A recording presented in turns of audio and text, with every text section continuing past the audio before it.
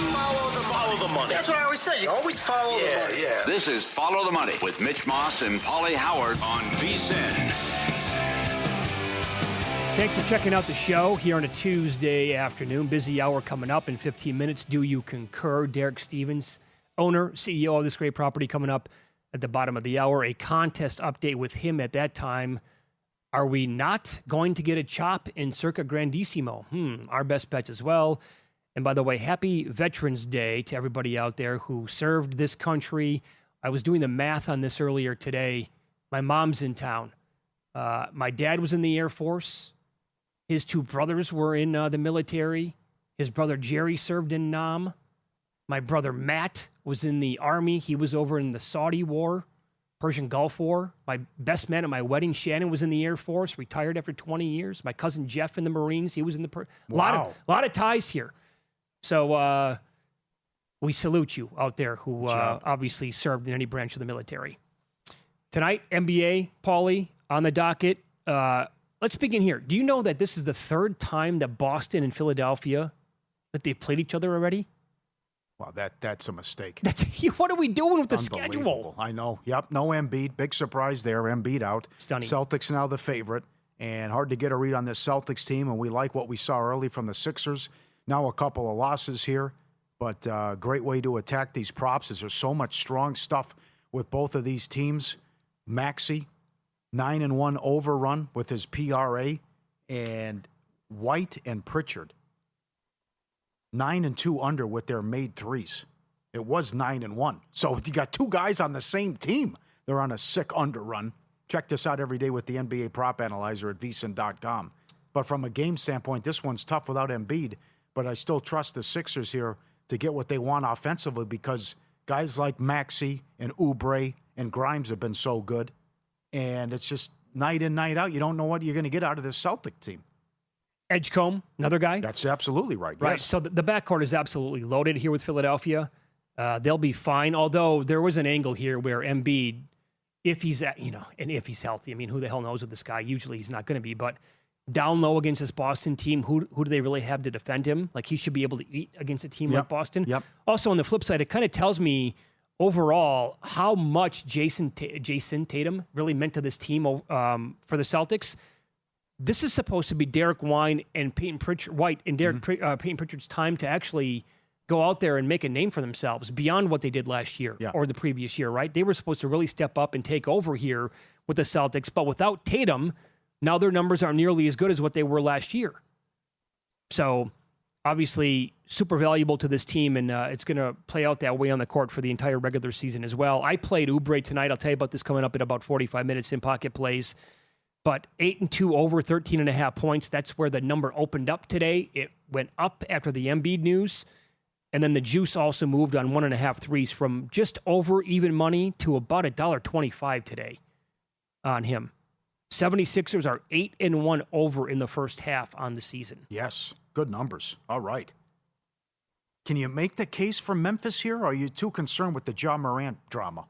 And the Knicks are undefeated at home, and they've been good offensively. The last 6 meetings between these two teams have gone over.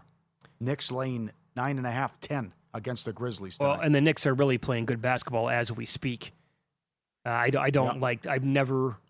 last couple of years have not been on board with this Memphis team. A lot of numbers really stick out. The Morant thing, put it this way, his points prop is down to 21.5. That bad boy used to always be mid-20s, right? But he's 7-3 under 21.5 points on the year, 8-2 under in general. And then you have your guy. I got some numbers. You have some numbers on him. Right.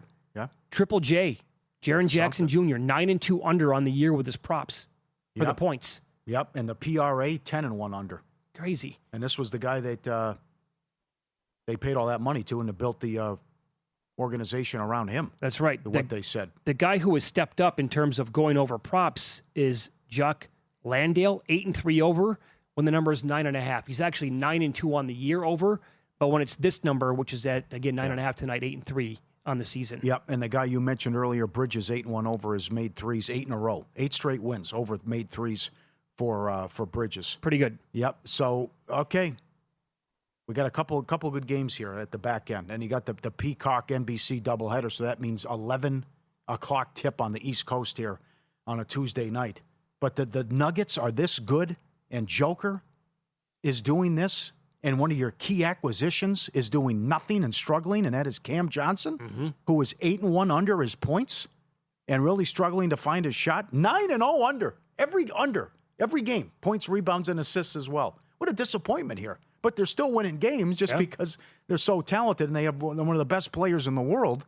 And what a time to take on Sacramento as well, who just between the injuries and they're so bad defensively, 8 of the last 10 meetings have gone over between these two. And I would think Denver can get whatever they want offensively in this one tonight. They will.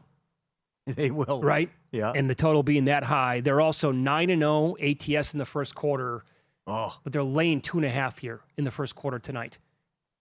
This could be a spot. With it. Are you? Okay, yeah. But the Kings, though, like it's Denver, they could be really up for this game.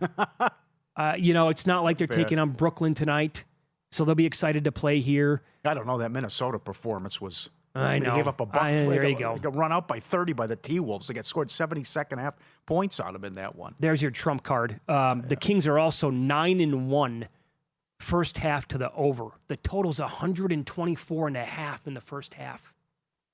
Good God. Yeah. Didn't mention this the first time around. The Raptors should put it on the Nets. Oh, absolutely. Raptors laying 9.5 on the road, 231.5 the total. This is the worst defense in the league. We've been talking about it many times about how bet the team first half team total over for the opponent, and that's got there a lot. And again, the money quote, the owner before the season, we are tanking. We need that to be a high draft pick. There's a team in the NBA that's actually worse, I think, than Brooklyn. Who is that? No. The Pelicans. You think they're worse? Oh, man. Because Zion's going to play in 14 games this year. Third worst defense. And they are an absolute abomination. Uh-huh. And again, I like how you've been talking about they traded all that draft capital, to get McQueen. Yeah, Derek Queen. I'm sorry. Yeah, the pick goes to Atlanta. Yeah, I know. Their first pick's going to go to Atlanta. It would be high comedy. Can you imagine that? Wow, we got Washington saying, "Hold my beer." We're 1-10. Come on now. We know what the problem is with Indiana. They had the injuries and their best players out for the year. They're 1-9. Right. Nets 1-9. Washington 1-10. Pelicans 2-8. And it's you're right. He's going to get hurt too. But that is a horrible move what they made. Let me sneak in the pace here as well. Number 1 in pace, Sacramento, Pacers, and Memphis now with the Hollinger numbers in pace. So Toronto should score a ton of points and also be a track meet against the Nets coming up in this one. Okay, you asked me earlier. So you're telling me you want to make the case for Golden State? Or you're just going to pass because OKC's too good? No, Oklahoma City's too good for me. I can't. I don't want the 7.5. Horford's going to be out, but they're going to have everybody back tonight other than him, the way it looks. The only way I think I could get involved, I think, with Golden State would be if I took them early in the game, like a first quarter or a first half bet, because the run is coming at some point for Oklahoma City. A lot of times it's going to be in the third quarter or in the second half, where they just say, all right, that's enough. It's a 4-point game. Here come the afterburners, and you're not going to stay with us. And they blow the team out of the water, and that's when they take care of business. But they're better than last year, and I can't wait to see what they look like when they have their full allotment of players, and they're all going to be back and healthy, playing at the same exact time. That NBA Cup number, by the way, is down to like plus 180. Yeah. To win the cup. I wish they would put up the 70 win stuff and everything, but I haven't seen that yet. That was plus 430 last week. Okay. At FanDuel.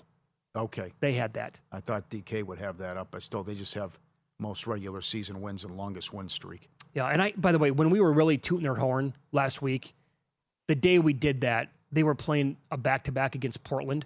And as we said the day after that game, like losing it's not a big deal. They were only a 4-point favorite. They were without 4 of their best players, or 4 key guys anyway. They're going to lose games eventually. Mm-hmm. To me, I was more impressed by that team, again, considering who was all out of that game. Dort was out, Caruso was out, Chet Holmgren was out, I believe. There was another guy out of the game. They were blowing on a back-to-back. They were up by like 20 before you could blink on Portland. Yep. That was so impressive to me that losing it doesn't even matter. It's just like they're so deep, and when they want to turn it on, it's going to be scary, man. I'm with you. The other one today, the big news, this still shows that the fan matters and the fan has a big voice. And the Mavericks fired their GM, Nico Harrison. Last night, fourth quarter, tight game. The Mavs are at the line shooting free throws, and the crowd is chanting, "Fire Nico, fire Nico." And they just said this is a horrible situation. It's become a home court disadvantage. And the players were wondering aloud, do these fans even show up wanting us to win? And I think the answer was no. And then ownership said we have to, and he also did it to himself because when he made this trade, you're trading a top 5 player, 25 years old. He just gone to the NBA Finals. You said we have a 3 to 4 year window now to win the title. It doesn't make any sense. And you bring in Anthony Davis, who out of a possible 44 games has played 14. No, this is a situation where the fans absolutely got the GM fired. Yes, they did. Yep. And for him to say, I didn't realize he was this popular, and then a bizarre comment from the owner to say he didn't do a good job of filling me in, how things worked in the NBA and how this about, it's just incredible stuff here in a soap opera. But it's just like, we are so disgusted that you traded a fan favorite, and we've had so much success that we're just going to make this miserable when we're showing up and with the signs and the chants in every single game that they said, okay, it is a home court disadvantage. We have to do it and have to get rid of this guy. Do you think Luka is ever dealt if Mark Cuban doesn't sell the team? No way. Absolutely not. I would There is no way. I would say it's almost 100% that he would not have gotten traded. Never say never. I'm basically saying never. All right, let's follow the money here on VSiN, the Sports Betting Network. We'll tell you which guy is now 2-1 to become the next head coach after opening at 75-1. It's really happening. Do you concur? Next.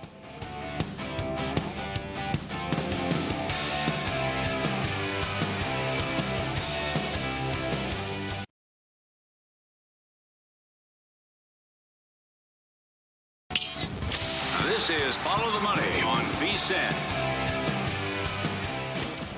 Great moments in history have begun with a question. To be or not to be, that is the question. What came first, the chicken or the egg? Was it over when the Germans bombed Pearl Harbor? And what kind of hair product does Mitch Moss use?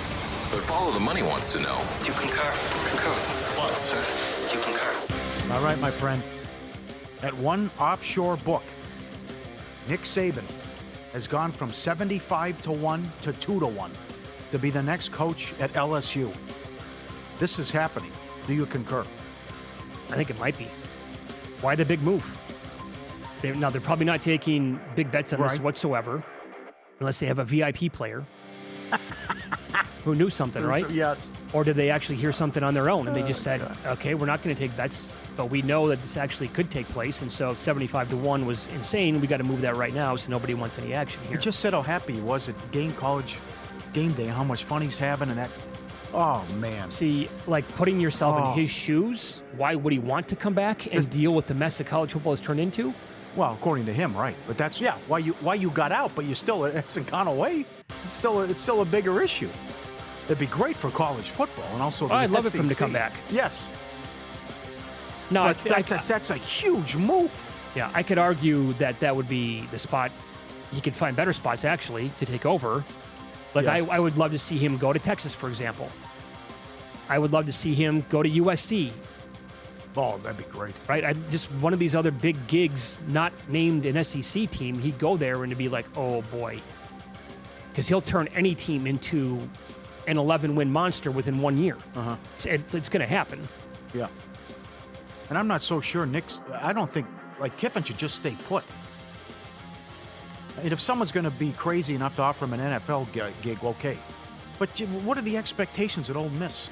Go try to go 9-3 every year and see if you like this year you can sneak in the playoff. Well, here you go. They'll have a parade for you. He's now a $3 favorite to become the Florida next head coach. Oh, man. To your point. I don't... Yeah. Like his Ole Miss record here, not good enough at Florida. No, you're expected to compete for national titles at Florida. Yeah, sure. You're 9-3 at Florida, missing the playoff. That's not good enough, pal. Yeah. I'll put these two together.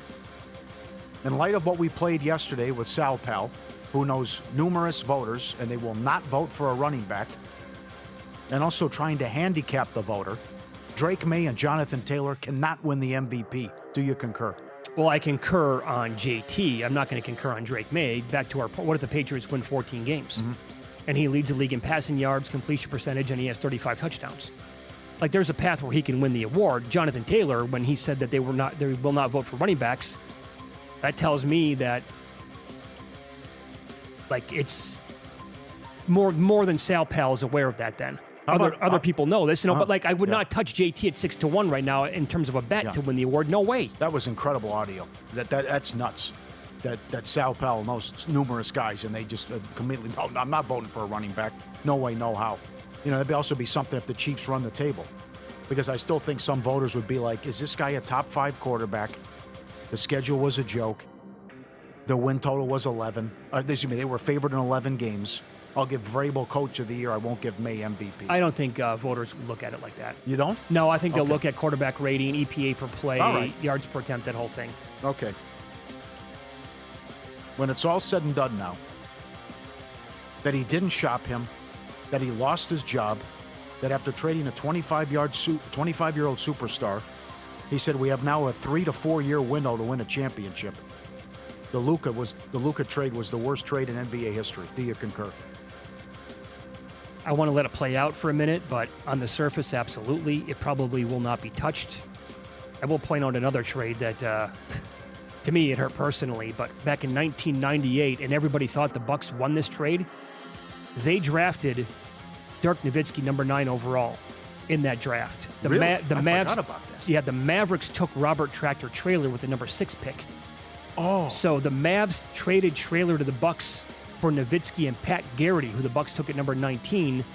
The Mavs then turned around and traded Garrity to Phoenix for Steve Nash. So that was the catalyst, and Dirk Nowitzki turned into, a top 25 player in the history of the sport? Won that title. That, to me, was all-time bad. Luka will eventually surpass that one, yes, when it's all said and done. He wouldn't shop him. Yeah. He's been mocked ever since. He lost his job already. Didn't tell ownership, yes. Other than the owner. That was it. Nobody else knew. And every time he did a press conference, he just made it worse. I didn't know how popular he was. I had an idea. Now we're going to compete for champ. We get 3 to 4 year window. The guy you bring in is Anthony Davis, who's always hurt. You just made the finals. What are you doing? He had a 20-year run at Nike, and evidently he knew everybody like in NBA circles or basketball circles. I think it's pretty safe to say that Nico Harrison should never touch another gig within that league. Oh, yeah. How does he? Yeah. I agree with the tweets. They're funny, but the Lakers should actually put a statue up of him.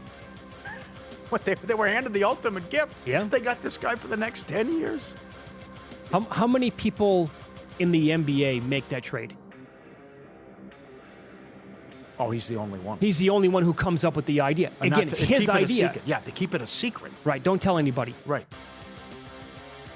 But I also I pinpoint this on the owner as well, because he did know. Off. He had to sign off on it. He did. Yep, absolutely. And he was okay with it. All right. Brian Dable will make one hell of an OC next year with the Pittsburgh Steelers. Do you concur? Oh, you really like this guy. Oh, yeah. I don't know. I thought he had to go, and this was the right thing, but that's... I have to ask a question. Who's the quarterback? Well, why don't you throw the guy that you mentioned during the break? This is 11 to 1 at last check. Kyler Murray? Brian Daboll and Kyler Murray in Pittsburgh. I don't mind it. Yes, concur. If Brian Dable is willing to become the next OC there, Mike Tomlin should right now fire Arthur Smith. Uh-huh. That guy stinks. I agree with that. He's been in the league long enough. It's not working. But Aaron Rodgers can also no longer play. We saw that on Sunday night against it's happening in real time. It's over with. Yeah. It sucks to say it. I hate it when short. Right, exactly right. I know. And I don't like Kyler Murray, but how many other options are they going to have? How about here? Well, isn't that quite the fit? That would be a typical Las Vegas Raiders move. Yes, it would. If they brought in Kyler Murray. Uh-huh. Well, do you want to do Kyler Murray here with Brian Dable? Well, I think they'd be ecstatic to have Dable here. I think so, too. Yes. I think they'd be thrilled beyond belief with that. I don't know how many. Yeah, I don't know. Those are two that stick out with the odds, though, with the Raiders and the Steelers. I think with potential landing spots for Murray. Like, what's the long-term plan here for the Steelers, though, at that position? Like a winning solution to be the guy. Well, it's the same thing with the Raiders.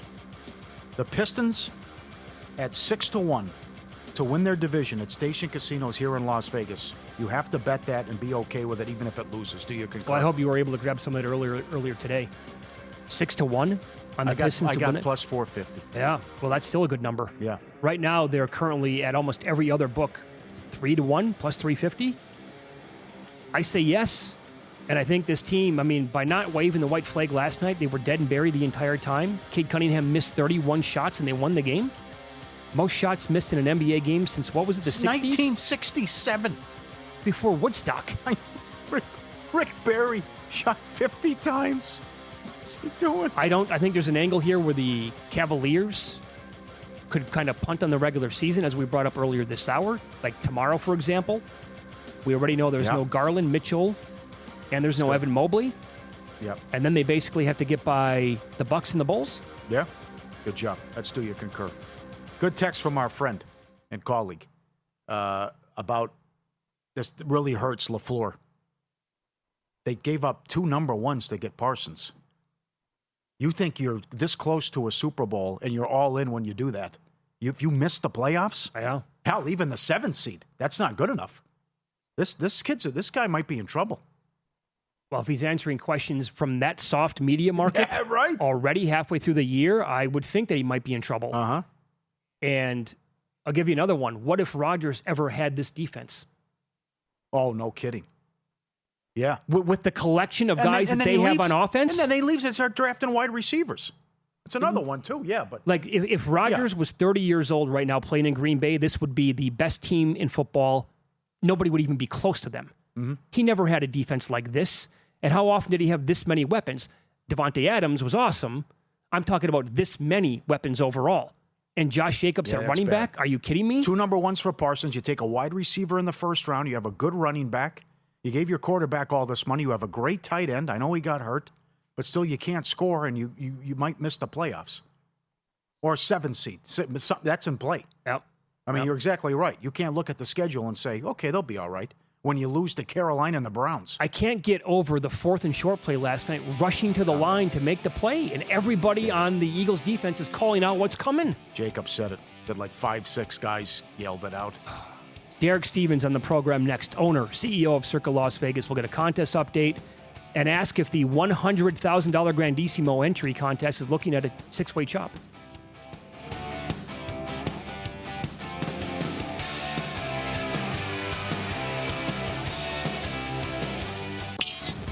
This is Follow the Money on VSiN. Welcome back. Time now for our weekly visit with the owner and the CEO of Circa Las Vegas. Derek Stevens joins the desk here in studio. Good to see you again today. How are you? Good. How you doing, fellas? Doing really Good, well. sir. Getting good now in these Survivor contests, huh? Sure is. We got a little extra to root for here. We got something you got cooking, and we got Circa Grandissimo's getting to that point where any week now. So what are you hearing about that contest? We are down to 6 entries left, playing for $6.9 million. Talks, anything through the grapevine with a potential chop here? I don't know about that. I think some of these teams, I'm pretty sure I know one of the 6 is an individual. I'm pretty sure another one of the 6 has a big consortium. The one with the big consortium just applied for $1 million credit line. So I'm thinking hedging's in order. So it makes me think, why would they want to chop if they've got a big group in there? And I think they're in an advantage situation. I kind of like, with Circa Grandissimo, let's just say New England's the clear-cut biggest point spread favorite out there. I realize it's a Thursday night, but 4 out of the 6 have New England. Yes. Not everybody. 4 out of the 6. Right. I tend to believe the way Circa Grandissimo is going that you might have 4 out of the 6 take them on Thursday, and then we'll see. Then we'll see what happens here. This is what you talk about every Saturday with Jeff Benson. Dream Team could have won this. Denver should have lost that game, and the Bears should have lost. And if that happens, Dream Team wins the damn thing. It's over. Yeah, that would have been Seattle. That would have been something. Right there. And it's also going back to what you said, like with Mike Buckmiller, previous winners talked about. You have to be ready to win. You got to have everything mapped out and ready to go because New England. What if they blow this? Yeah, And you're sitting back, and these other two guys, it's right in your lap. Then. Yeah. So my public service announcement today is for Circa Grandissimo. If you want to hedge, we'll take the bet, whether it's Kentucky or Colorado or one of the 5 states we're in. But you gotta set up the credit line in advance. For Circa Survivor, we have exactly 1,000 entries left. 808 people with 1,000 entries total. So that's not going to end, anytime this month. But I would say the same thing. Don't ask for credit on the same night you're sending me a text for a Thanksgiving Day dinner reservation. Right. We got to plan a little bit here, And I do think Thanksgiving with availability is going to be really interesting. So you got to be prepared. Everybody did all this work well in advance in July and August. Get here, all the strategy. If you've made it this far, you've got a lot to be proud of. Sure you do. Just be ready though. And think about this for a second. If you are one of the 1,000 entries remaining in that contest, that means that 17,700 plus have already gotten whacked. And we are only halfway through this contest now because of the 2 holiday weeks. Yeah. So odds are, you said 808 people are accounting for all 1,000 entries. It means a lot of people are down to 1. Oh, certainly. Yeah, majority of people are down to 1. Absolutely. That's right. What'd you think of the guy shoving all 10 on the Bears? Well, he other than 1 week this year, I believe he shoved every single week other than 1. Wow. Yeah, boy, what a sweat he. No kidding. He had no business winning. He's that. playing God with bless him. Yes. He's lucky to be alive, but he's in a good position now. Huh? What if I use New England? What would you do this week, considering now that the Burrow thing could put a wrench into Thanksgiving night?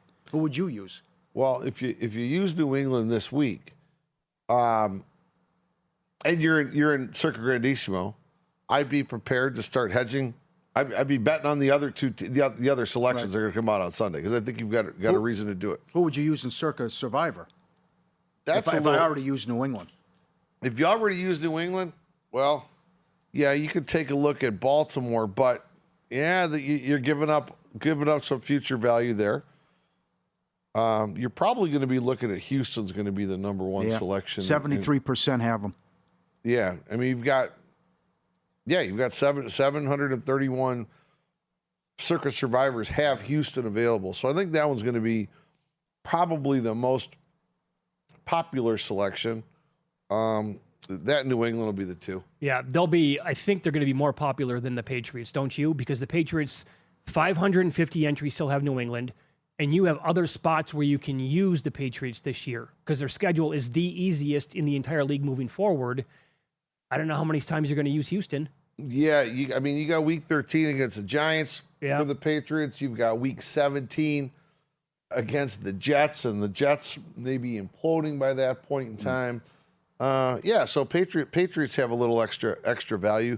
As far as Houston, I guess they've got 1 spot, week 16 against the Raiders, right? That's about it. Yeah, could be a good spot, but yeah. How about a millions update? Kanish is human. He went 3-2. He went 3-2. Yeah. So what's he at now? 38 and 12. Put him at 76% on the year. He's only got a 1-game lead. Oh, that's the thing. other story. You have a 3-2, and then all of a sudden, watch out. Look at that. Guys can catch you. Coin opposite at 37-13 and the min 36-14. Yeah, it's tight. It's tight the whole way.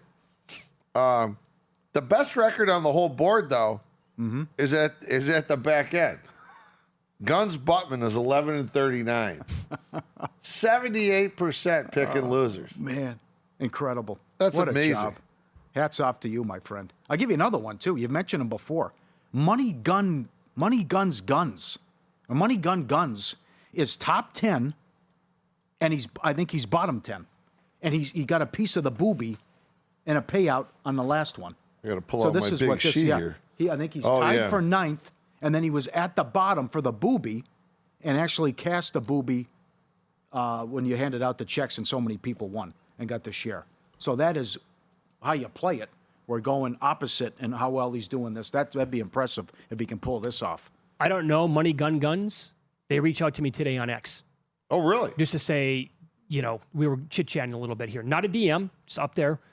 So I don't know many of these people, but you were talking about Potato Commish is worth a follow on X. Yeah. Right? Sharing a bunch of stuff. And eventually I'm sure that a lot of these people are going to be coming here and you will meet most of them. Yeah, we hope to. Actually, yeah, I'll throw this out there. We had a meeting earlier today with the producers of the documentary. And we talked about it. That's how I knew off the top of my head. There was 808 people in Circa Survivor out of the 1,000 entries. If anybody's interested in being on, you made it this far, you got a spot in the documentary if you want it. You don't even have to be here. They'll do an interview on Teams or Zoom or something like that if you want. Okay. Now, a lot of people don't want to. Sure. I get that as well, but some do. And if you do, the producers are looking for some characters. So we love to have. I mean, you make it this far. Everybody wants to know. Everybody wants to know, what was your strategy? What was your biggest sweat? Those are the things everybody wants to hear. How many about. heart attack games have you survived so far? Yeah. If people want to be a part of it, how do they reach out? Is there somebody to contact? Yeah, just reach out on X to Jeff Benson, to myself, to any of us. We'll get you in touch with the crew. Very cool. How big do you think Grandissimo can get next year? That's a great question. Can it touch 100 in year two? I don't know. I mean, I was happy. If we got to 20, I was ecstatic. Yeah. Because I thought it was what it did is it creates this extra element of strategy right now. It's created this unbelievable element of strategy over the course of the last 4 or 5 weeks. Yep. They're definitely a lot more of a thought of just survive the week, just survive, because the money's so much higher. It's a different mindset when you're really looking to go 20-0. This is pretty interesting to see the dream team. What Gamble Balls is doing. He's been a friend over here a lot. All these guys, really amazing.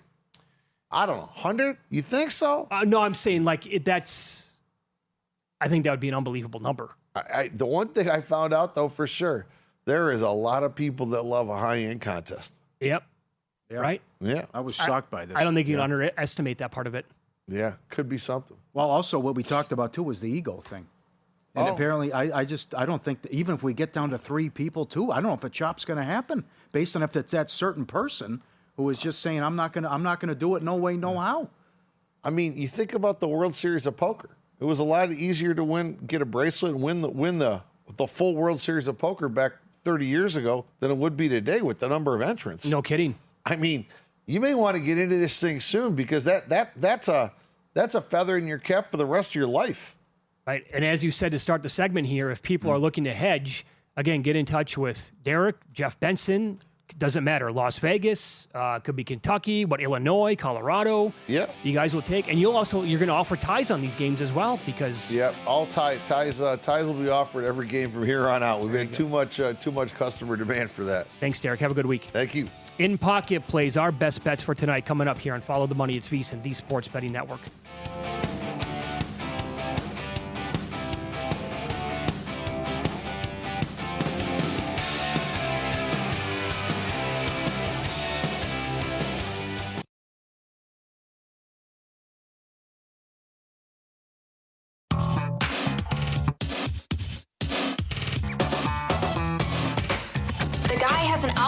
To determine the winner of any given college basketball game. Someone gives you 10,000 to 1 on anything. You take it. Take it.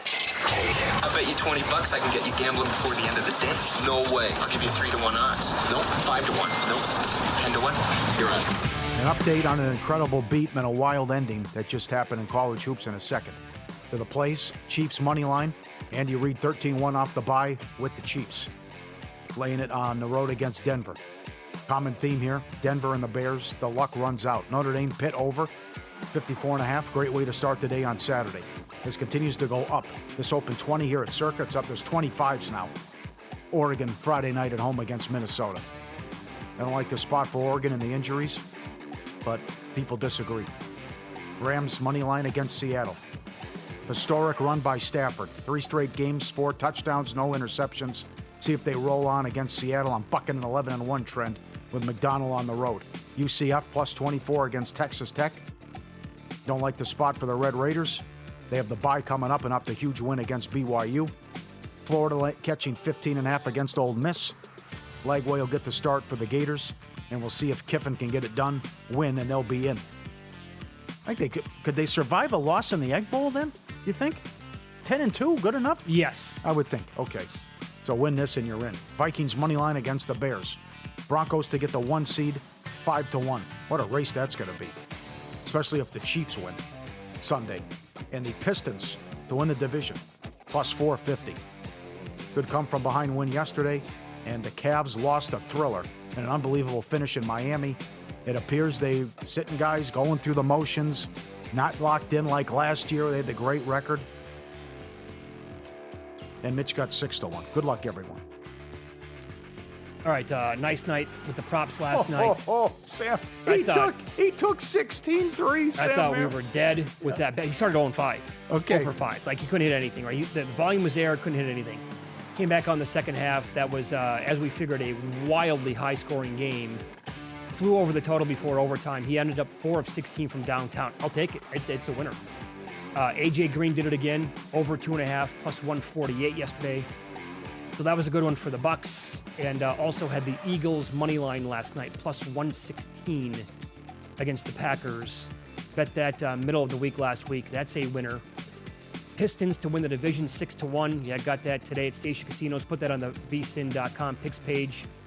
They have changed it now to like plus 320. If you can find plus 450 still, or 4-1 or better, I think that's a great number. And then I do have this is a half a unit bet tonight on a same game parlay. I have Oubre 12 plus points and 2 plus threes minus 116. There's fantastic stuff in the association with some of these. Yeah, he's been awesome going over his points prop and 3-point prop. I was going to bet both of them today. Missed it. The Embiid news came out. And so that's the way I'm going to approach it tonight. Cam Johnson, 8-1 under points, 9-0 under PRA. Jackson, 10-1 under. Maxey, 9-1 over. Pritchard and White, 9-2 under threes. Bridges, 8-1 over. Check it out, everydayvsin.com. And VSiN Pro subscribers have exclusive access to the new AI player prop projections powered by OptAI, the trusted data source behind elite soccer analytics in the UK. Data-driven projections for quarterbacks, wide receivers, and running backs. Exclusive NBA player prop projections compared directly to DraftKings lines to help you find value. Access it all with a VSiN Pro subscription. VSiN.com/subscribe. Get it now. You'll love it. VSiN.com/subscribe. And a great job by the guru, John Hansen, who did it again last night in the Monday night game. And big on Smith. The AI projections were on Smith as well. So good job from the guru. Dobbs, 1 catch? Is that right? Yeah, he didn't do anything in the game. They're lost, man, offensively. Yeah, well said. They really are. So I also have pending Garrett Crochet to win the Cy Young, which is tomorrow night. They're going to announce him. That's right. At 12-1. Kelce on their app. This is good. Okay. You can go bet right now what you think is going to happen for the Cy Young tomorrow night and also the MVP. Did you see what happened yesterday? Oh, all the Drake Baldwin stuff?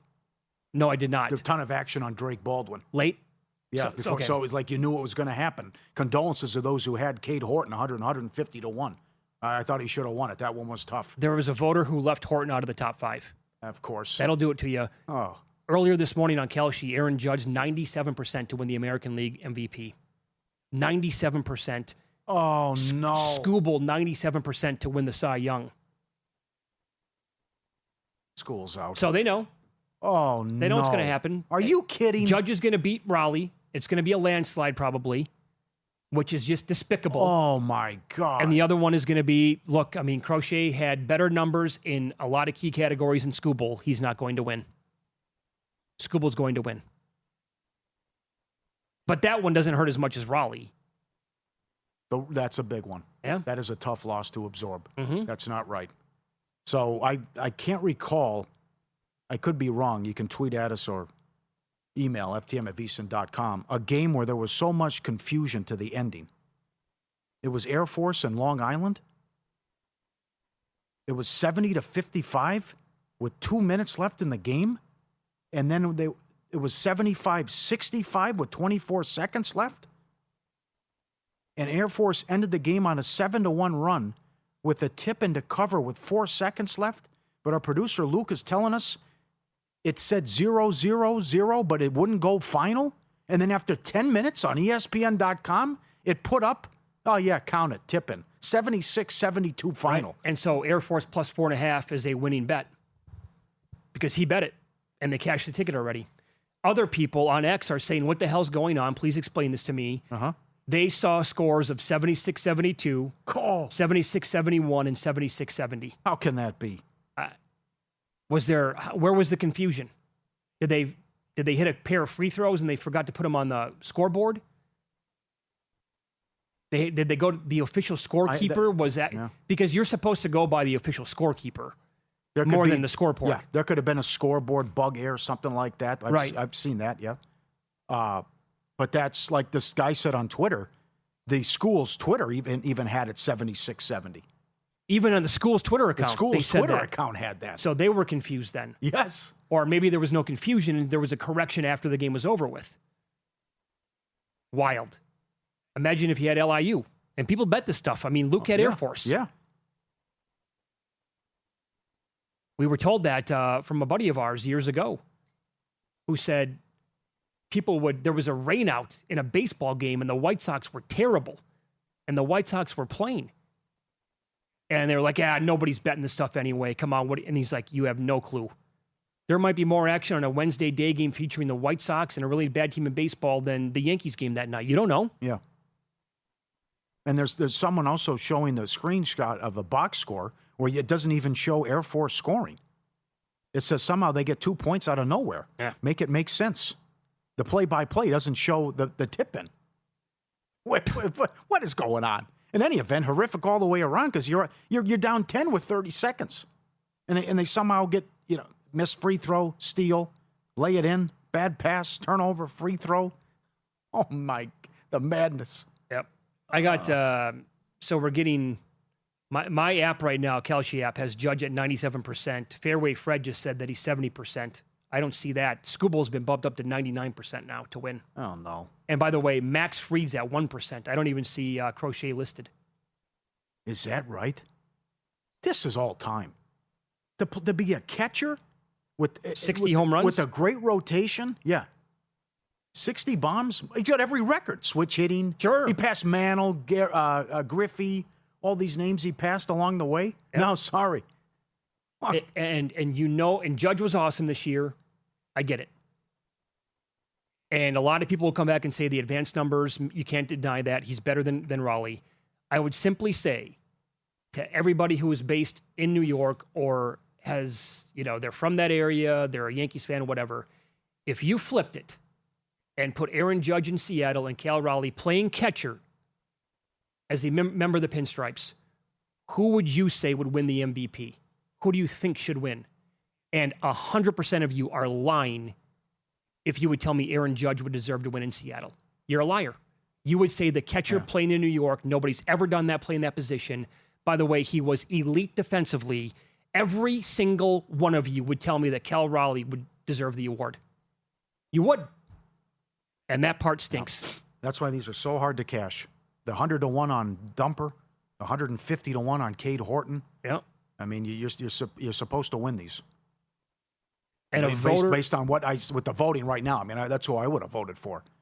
And that's just, I thought the Horton was ridiculous. Sure. You might have. He was awesome for the Cubs. Well, he was the number one guy. Numbers. Yeah, his numbers were great. You might have 300-1 on Jonathan Taylor to win the MVP. He might score 30 touchdowns. And deserve it all day long. Yeah. And voters might say, nah, don't care.